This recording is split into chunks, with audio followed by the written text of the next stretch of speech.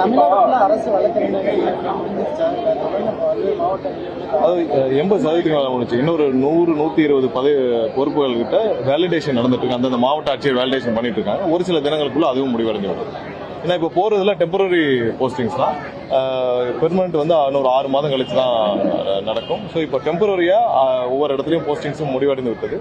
அதிகபட்சம் ஒரு 100-120 கிட்ட வந்து முடிவடையாமல் இருக்குது. அதை அங்கங்கே வேலிடேஷன் பண்ணி அந்தந்த மாவட்ட ஆட்சியர் வேலிடேட் பண்ணி பேக்ரவுண்ட் செக் எல்லாம் பண்ணி அவங்களுடைய ஃபார்மாலிட்டிஸை முடிச்சுட்டு அப்பாயின்மெண்ட் பண்ணிட்டே வராங்க. ஒப்பந்த பணியாளர்கள் மின்வாரியத்தில் ஒப்பந்த பணியாளர்கள் தொடர்ந்து போராட்டம் நடத்திட்டு வராங்க. நீங்க வந்தோடனே இல்ல ஒப்பந்த பணியாளர் நிரந்தரத்தை பற்றி நம்ம உறுதி சொல்லவில்லை. ஏன்னா ஒப்பந்த பணியாளர் எவ்வளவு பேர் இருக்காங்கன்ற கணக்கெடுப்பு இப்பதான் துவக்கிறோம். 3 வாரமா அந்த கணக்கெடுப்பை நடத்திட்டு வரோம்.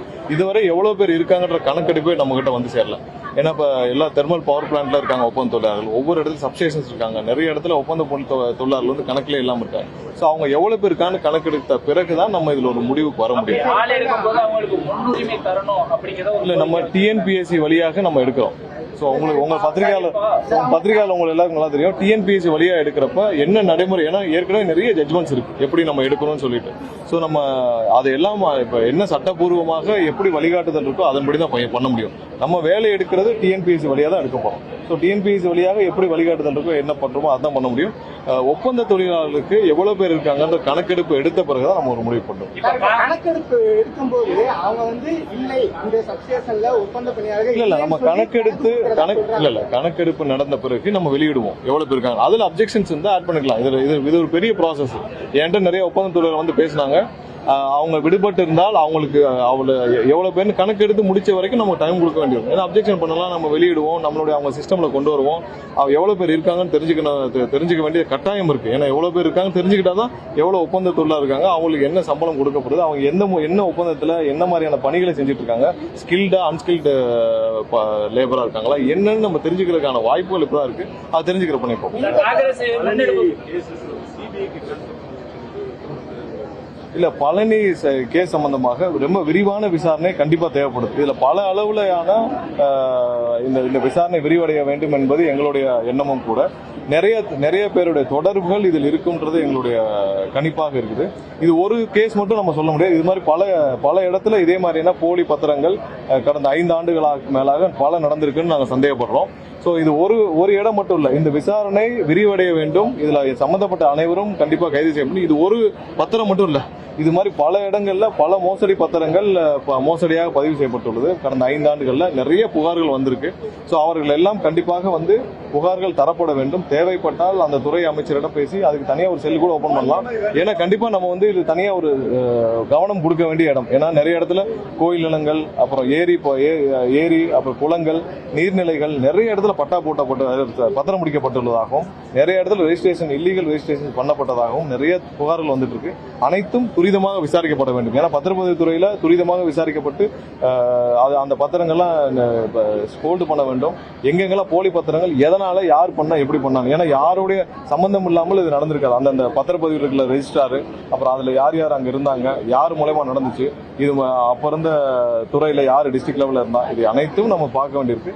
நிறைய போலி பத்திரங்கள் இப்ப புகாராக வந்துட்டு இருக்கு கடந்த 5 ஆண்டுகள்ல. இது ஒண்ணு மட்டும் இல்ல, நிறைய விசாரிக்கப்பட வேண்டிய கட்டாயம்.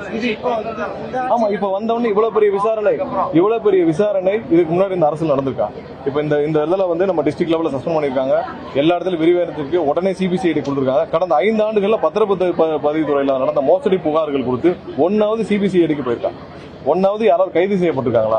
ஒன்னாவது எவ்வளவு பெரிய பிரச்சனை கிளப்பிருக்கா? ஆனா பல புகார்கள் இருக்கு. நம்ம வந்து எதெல்லாம் உடனடியாக அரசுடைய கவனத்திற்கு கொண்டு வரப்படுதோ, எதெல்லாம் இதுல வந்து பாத்தீங்கன்னா அந்த ஹெச்ஆர்என்சில இருந்து பத்திரம் முடிக்க கூடாதுன்னு தொடர்ந்து அந்த ஜேசி வந்து புகார் அளிச்சுட்டே இருந்திருக்காரு.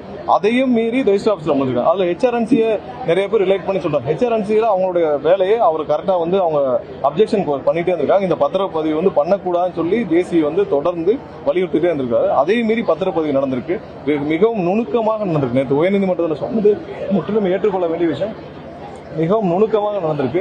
அங்க அதிகாரிகள் மட்டத்திலும் அதுக்கு மாவட்ட மட்டத்திலும் இன்னும் வேற எங்கெல்லாம் தொடர்பு இருக்கோ கண்டிப்பா விசாரிக்கப்பட வேண்டும். அந்த துறை அமைச்சர்களும் இது மாதிரியான எங்கெங்கெல்லாம் போலி பத்திரங்கள் நடந்திருக்கோ அந்தந்த துறை அமைச்சர்கள் கடந்த சில நாட்களாக இது எல்லாத்தையும் எடுத்துட்டு வராங்க. கண்டிப்பா வேற ஏதாவது பொதுமக்கள் கடந்த 5 ஆண்டுகளில் இது மாதிரியான போலி பத்திரங்கள், நீர்நிலைகள், புறம்போக்கு நிலங்கள், அப்புறம் கோயில் நிலங்கள் இது மாதிரியான வந்திருந்தால் கண்டிப்பா கவனத்துக்கு கொண்டு வாங்க.